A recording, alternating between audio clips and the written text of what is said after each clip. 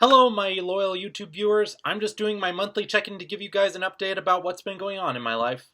Basically, the big thing I want to say is that while things have not been easy for me this year, as has been pretty much the case for everybody else, I've had a lot of positive things happen to me, especially this month in particular. While it was not without its adversaries, it was still more than I was expecting, honestly, and that was one of the more pleasant surprises in life, as good a surprise as one can expect from the current state of the world it is. As good as one can expect from the current state of the world as it is, anyways, right now. Right. For starters, I got a pay raise at my job, which did feel really fulfilling. And I know I've been complaining a lot about my job in the past and how it's not the job I want to be doing for the rest of my life. But really, the boss I've had is a good man who was far more supportive than many other bosses I could have otherwise had. And that's why I've always made the effort to be as much of an asset to him as possible, being available if he needed me at an unexpected minute, always keeping the place clean and customers happy as best I can, and I'm tremendously thankful that my efforts were not taken for granted. And second, I took a week off of work, during Labor Day weekend specifically, to travel with my mom and my sister down to the shores of Cape May, so that was a nice refresher. We all had a great time there. One of my friends, who said that this year was the worst he's ever had to endure, just turned 30 and said that he's at a real joyous celebration for it, and that right now it looks like his luck is taking a turn for the better, and he's gotten some of his motivation for creating back. So it makes me happy to know that he's doing better too. When I got back from my vacation, ready to go to work, I was a virtual online guest speaker for a teacher who works in Phoenix, Arizona. She's one I'm good friends with, and I got to present to some classes that she was teaching, a group of 7th and 8th graders, all of them being a real delight to speak to, actually. They were very invested, inquisitive, and all loved listening to me and seeing what I had to showcase with the work that I did. And most recently, I had dinner and a get-together with a dear friend whom I haven't gotten to see very often. He was paying me to do a commission for him, but the best part was getting to have lunch with him and getting to talk to him after such a long time. Of course, like I said, life hasn't been without its adversaries. Make no mistake, it's not as though I can't feel the pain that everyone else has gone through, or at least get a basic idea of it.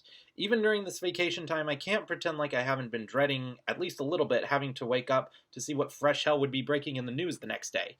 I've been trying to sift through it to think about what stuff I should be concerned with as it might affect me personally, or which was news that was actually true and which was misinformation or stuff that was being contorted by the people presenting it, and the questions that everybody else has been throwing around and had circling in their mind is stuff that I've had circling in my mind as well. How much more fighting do we have to do for racial equality? How much longer until we get a coronavirus vaccine? Will we ever be able to go out in public safely again without wearing masks? Will we ever be able to travel? Will we ever be able to resume the lifestyle we had before? This year has been difficult, as it has been just for about everybody on this planet. Make no mistake, I'm by no means among the people who've had it the worst this year, and I have a lot of reasons to be thankful, as I just listed some of them off. One of those being that I live in New Jersey, where the virus is fully recognized as a genuine threat, instead of a state like Florida, where the governor actively made the nothing short of stupid decision to ban masks or any sort of form of facial protection. Believe me, I went through a time just a few weeks back where Election Day was just crawling its way near us, and until that day we could submit our votes, that nothing had a chance of getting better, and that there would be nothing to celebrate. And even then, I still knew that regardless of who wins, our country still has a lot of cleaning up to do, and there's still a lot of damage to be undone. And yes, the salt on the open wound is that we've lost some of our more truly beloved figures this year, and lots of people have been left wondering what to do to bring justice back to our country, and who will be our next beacon of hope.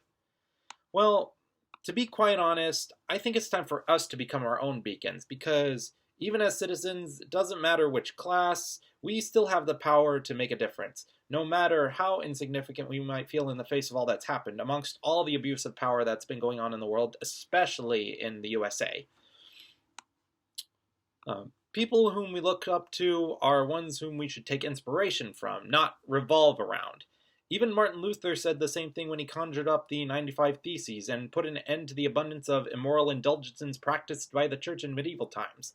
Because ultimately, we have to be the source of inspiration for a new generation, and we want them to take our words of wisdom and apply it to their benefit.